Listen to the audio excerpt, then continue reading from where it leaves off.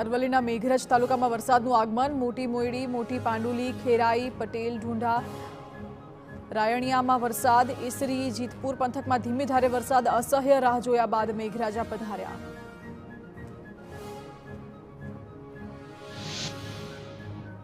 સુરેન્દ્રનગરના ચુડા શહેર અને આસપાસના વિસ્તારમાં વરસાદ, ચુડાનો વાંસલ ડેમ ઓવરફ્લો, ચુડા અને ગોખરવાડા ગામના લોકોને બંધની ઉપરવાસમાં અને નીચાણવાળામાં આવતા વિસ્તારોમાં કે નદીના પટમાં અવરજવર ન કરવા અપીલ.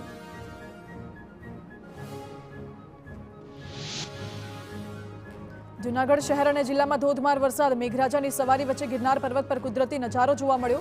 ચારે તરફ વનરાઈ ખીલી ઉઠતા નયનરમ્ય કુદરતી દ્રશ્યો.